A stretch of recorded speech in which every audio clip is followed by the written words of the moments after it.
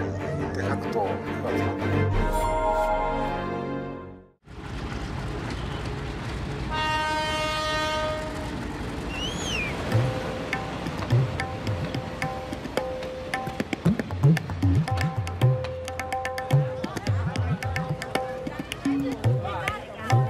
Doladia, une petite ville à 100 km à l'ouest de Dhaka, la capitale du Bangladesh. Ici prospère depuis plus de 30 ans un des plus grands bordels de la planète.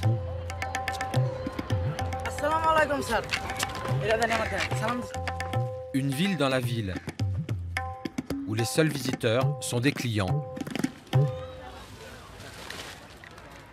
Il existe une vingtaine de ces bordels au Bangladesh. C'est un des très rares pays musulmans à tolérer la prostitution. 1500 femmes travaillent jour et nuit. Beaucoup, filles de prostituées, sont nées ici. Les autres viennent des campagnes alentours, parfois de la capitale.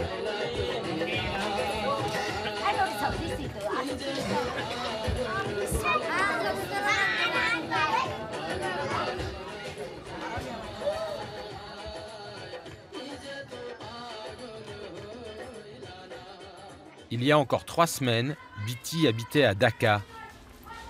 Son père ne pouvait plus travailler, alors c'est elle, en tant que fille aînée, qui faisait vivre la famille.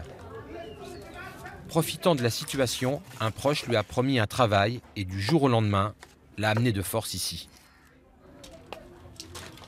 C'est mon voisin qui a organisé mon kidnapping. Il m'a vendu pour 370 €. Tant que cette somme ne sera pas remboursée, je serai obligée de rester ici. À son arrivée, elle était vierge. Depuis, sous la contrainte, elle a eu une 60aine de clients. Les premiers jours, j'ai vraiment souffert. Mon corps était douloureux. Petit à petit, j'apprends à supporter cette souffrance qui est aussi bien physique que mentale.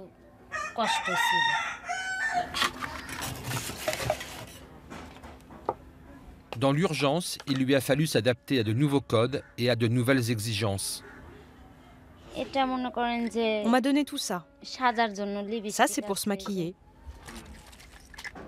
Il y a du rouge pour mettre sur les lèvres. Quand on est bien maquillé, on a plus de clients. Mais moi, je n'aime pas trop ça.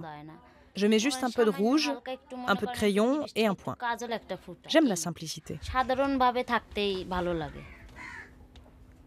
Biti ne croise personne en dehors de ses clients. Sa chambre est son seul horizon. Ces bandelettes-là étaient bien séparées. Je les ai attachées les unes après les autres pour décorer. Et ça, au début, c'était une fleur aplatie. Je l'ai dépliée et je l'ai accrochée ici pour que ça fasse plus joli.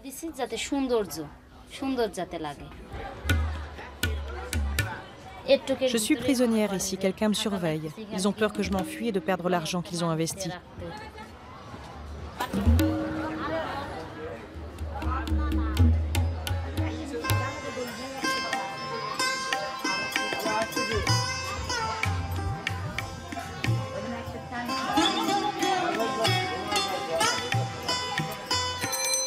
La prostitution est le moteur économique de la ville. À la croisée des routes ferroviaires et fluviales, sur un axe qui mène à la capitale, Doladia voit affluer chaque jour des milliers de personnes en transit.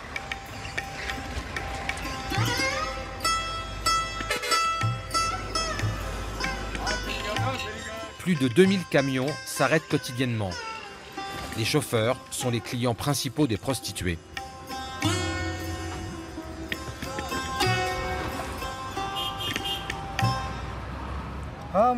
Là, je vais être bloqué pendant 5 ou 6 jours.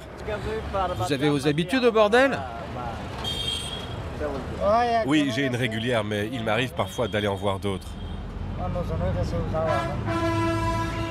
Et votre femme, elle le sait? Ah non, non, si elle le savait, elle me prendrait la tête.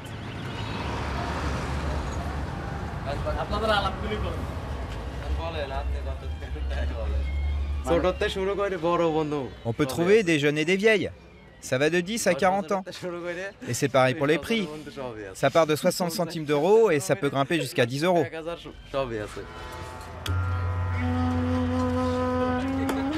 Les clients comme eux, il en passe 3500 par jour, principalement des hommes de la région. Le bordel est ouvert 24 heures sur 24, toute l'année. Mais c'est à la tombée de la nuit que les choses s'accélèrent. La bière de contrebande se négocie sous le manteau, car la vente d'alcool est interdite au Bangladesh. L'argent et la drogue sont partout. Amphétamine, héroïne ne coûtent rien.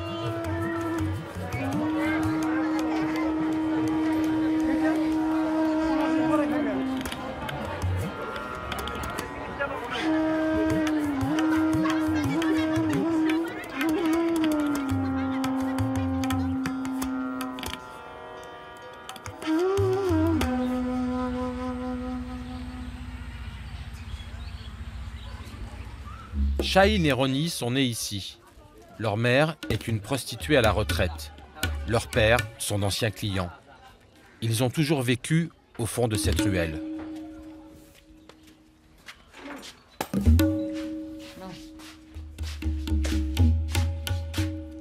Ne bois pas trop, vous allez bientôt manger.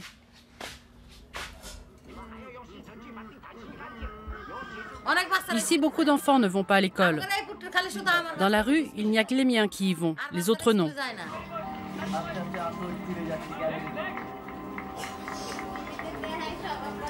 Shefali a 37 ans, 6 enfants dont l'aîné Kouchi se prostitue. C'est la seule source de revenus de la famille. J'ai dit pas d'image, vous insistez, hein?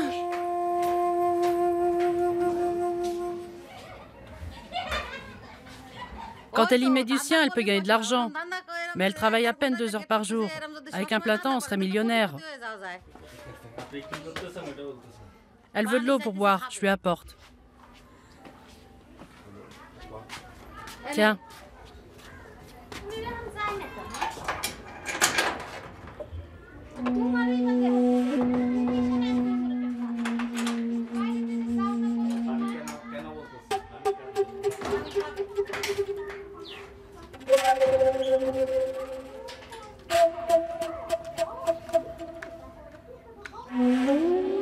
Chaque mois, la famille survit avec 150 €. La moitié sert à louer les 3 chambres.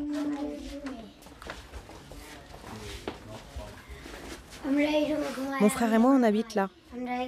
Le soir, avant de dormir, on se raconte des histoires. On écoute de la musique. On discute. Mais leur vie, c'est aussi de cohabiter avec les clients de Kouchi.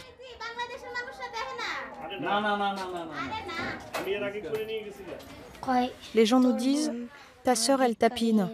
Elle prend des clients. » Et à cause de ça, ils nous insultent. Vous aimeriez qu'elle change de travail? Si elle voulait faire autre chose, les gens lui rappelleraient que c'est une ancienne prostituée.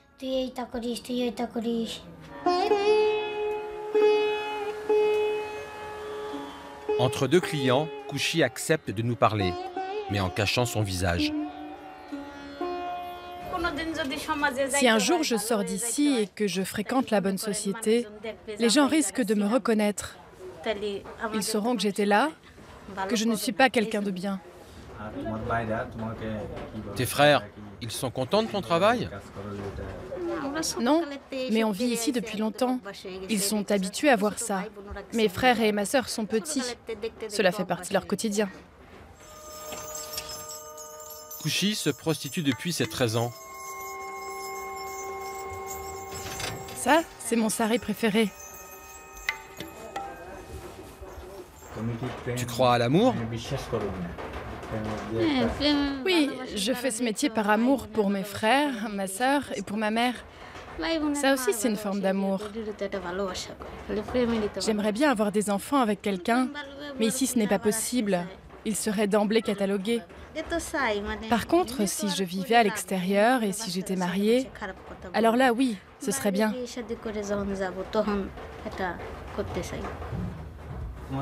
Tu as déjà eu un petit ami? Ici, une fois en couple, les hommes battent les filles et prennent leur argent. C'est pour ça que je n'en veux pas.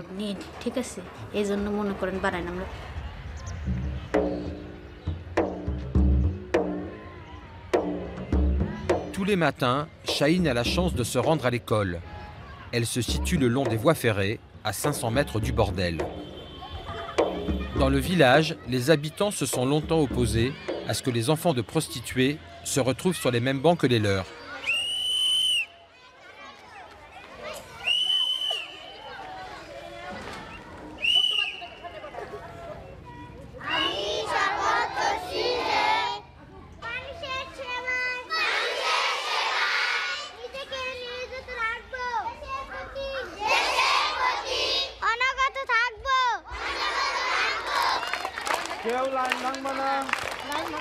Cette école est réservée aux enfants de prostituées. Ils sont 500 ici. Elle a été créée par des ONG. Un peu de calme et sortez vos cahiers.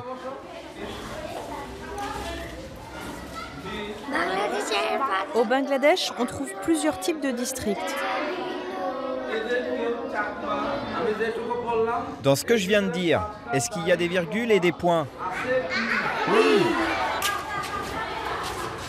Comme tous les après-midi, à la fin des cours, Chahine va chercher Ronnie dans la classe d'à côté. Est-ce que vous étudiez correctement à la maison? Oui. Vous ne faites pas de bêtises? Non. Vous vous appliquez? Oui.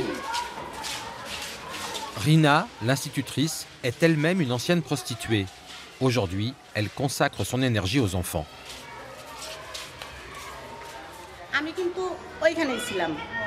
Je suis sortie du bordel il y a 13 ans. Grâce à mon passé, je comprends ces enfants mieux que personne. Ils sont méprisés et fortement influencés par la vie dans le bordel. Et après les cours, ils y retournent. C'est ça le problème.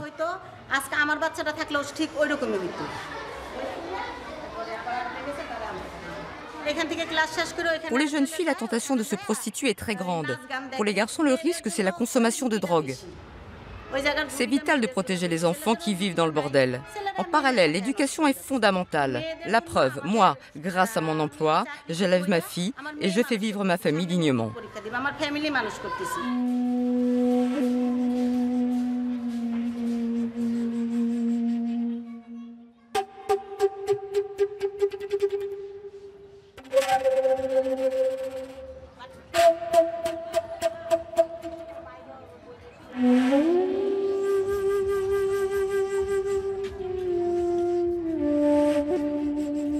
Prostituées ou mères maquerelles, ce sont les femmes qui gèrent le bordel.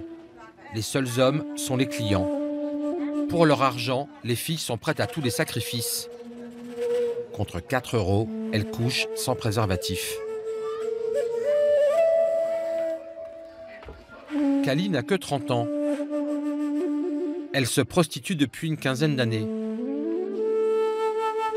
Quand elle a commencé, c'était une jeune fille fluette, mais peu attirante pour des hommes amateurs de formes généreuses.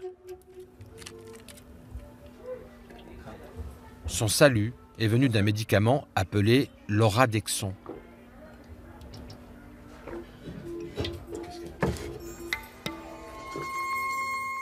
Mes grands-mères, ma tante me disaient « Hé, sale pute, tu es très maigre, t'as l'air d'une enfant. Prends des médicaments pour grossir. Tu paraîtras plus vieille et les clients viendront. » Certains hommes n'aiment pas les maigres. Ils pensent que c'est des enfants qu'on ne peut pas jouer avec, qu'il n'y a que des os. Alors s'il y a un peu de chair, c'est mieux. L'Oradexon est en fait un stéroïde utilisé pour augmenter la masse musculaire du bétail. Mais là, ce sont les filles qui en prennent pour grossir.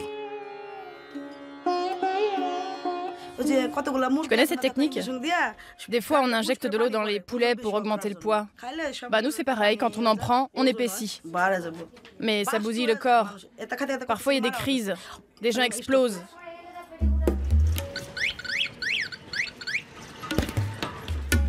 À Dolatia, l'Oradexon se vend partout.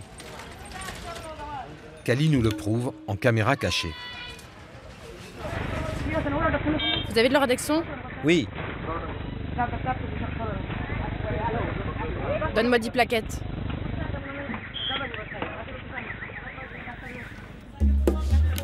Une journée de traitement coûte 10 centimes d'euros et ne nécessite aucune prescription. Pourtant, ce médicament provoque de nombreux effets secondaires.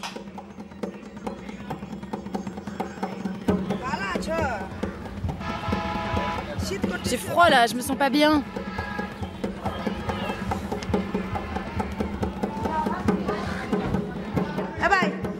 Frère, je suis pas bien, prends ma tension. Tu m'auscultes bien, hein? Tu es passé devant moi, j'étais là avant. Il y a une femme médecin à côté, allez la voir.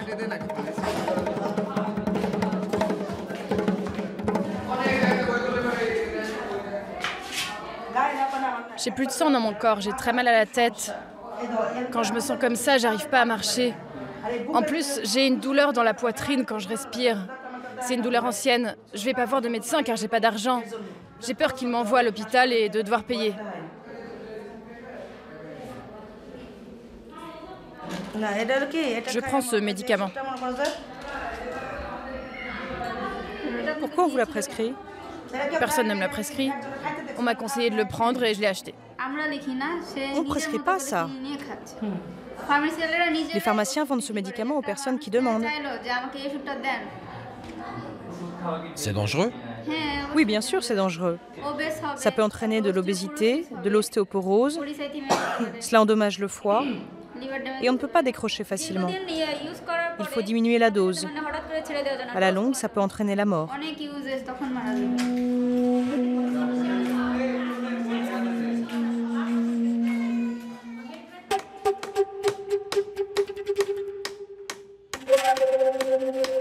Tu as des copines qui en sont mortes?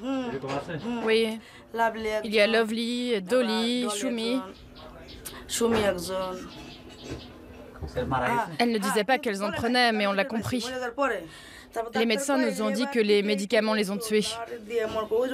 À l'intérieur, du foie jusqu'à l'estomac. Moi, je me fous de savoir si je peux en mourir. Ce qui compte, c'est de gagner ma vie. Allah a appelé mes copines. Quand il m'appellera, je partirai aussi.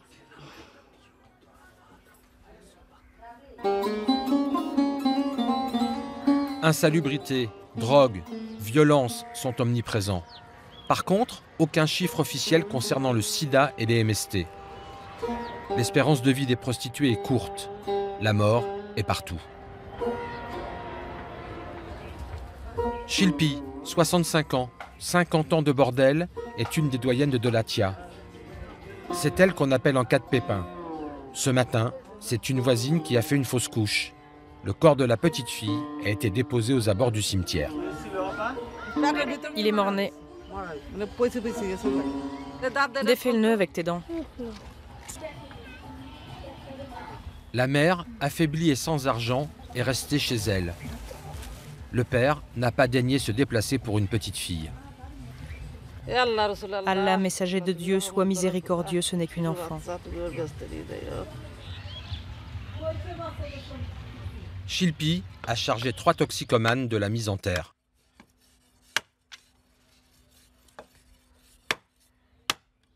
À part eux, personne ne veut toucher le cadavre. J'ai dû les supplier pour qu'ils viennent. Pourquoi c'est toujours à moi de gérer les emmerdes?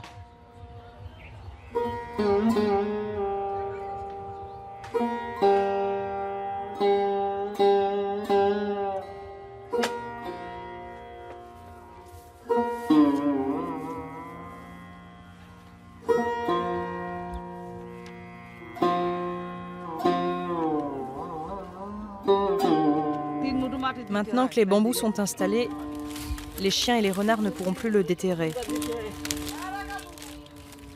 Même s'il est rudimentaire, les prostituées ont désormais un cimetière. Cela n'a pas toujours été le cas.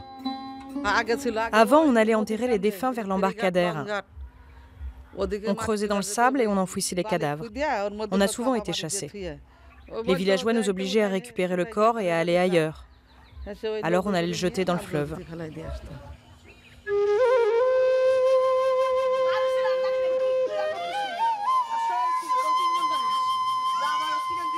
Des enfants naissent tous les jours ou presque à Dolatia. Plus de 700 y vivent au quotidien. C'est ainsi qu'a grandi Kaya, la fille de Shilpi. Et c'est ainsi que grandissent ses enfants à elle. Là, je cherche des poux.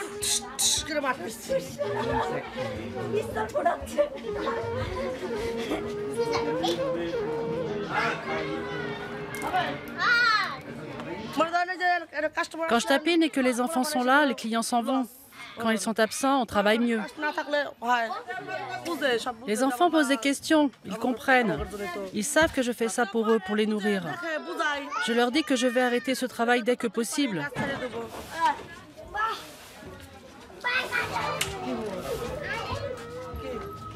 Quoi? C'est ça? Ça? Lequel? Tu veux lequel? Vas-y, prends. C'est un enfant, c'est un bébé. Quand je travaille, ma fille reste avec moi. C'est un ange innocent, tout le monde l'aime. Voilà, tu vas voir, je vais te mettre un bambou entre les cuisses. Fais pas ça! Oh mon Dieu, attention aux enfants, il faut qu'ils partent. Je sais pas ce qui se passe, c'est une histoire de famille. Elles sont sœurs. Lâche-la, mais lâche-la.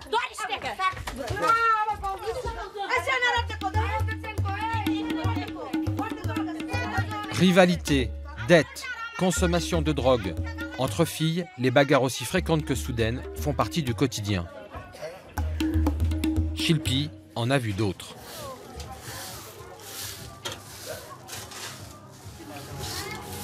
Je n'aime pas que quelqu'un d'autre fasse le ménage chez moi car j'ai peur que ça soit mal fait.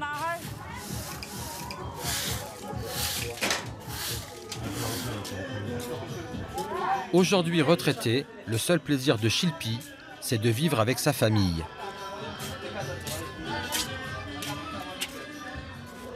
Ça, c'est ma chambre. Et j'habite ici avec mon petit-fils. Ses filles se prostituent à leur tour, à son grand regret. Elles sont nées dans la rue. J'étais dans le besoin et je n'ai pas pu bien les élever. J'aurais voulu qu'elles étudient, qu'elles mangent bien, qu'elles vivent bien. Je me sens responsable. C'est très difficile à vivre. Je demande à Allah qu'il m'ôte la vie.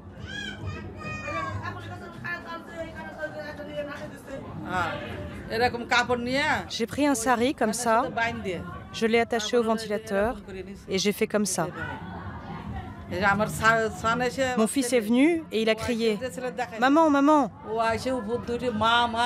Il a tiré le ventilateur, comme ça, par là. Un autre garçon est venu et a donné un coup de pied dans la porte. En dessous, il y avait une machette avec laquelle il a coupé le sari. Et puis je me suis écroulée sur le lit, comme ça.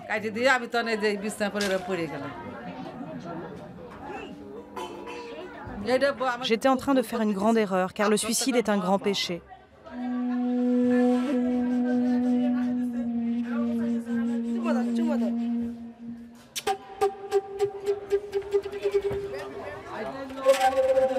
Chaque année, plus d'une centaine de très jeunes filles rejoignent le bordel pour renouveler les effectifs. Des adolescentes dont les passes coûtent 20 fois plus cher quand elles sont vierges. Leur carrière est de courte durée. À 35 ans, elles n'attirent plus les hommes et ne sont plus en état physique ni mental de travailler, prisonnières à jamais de leurs conditions.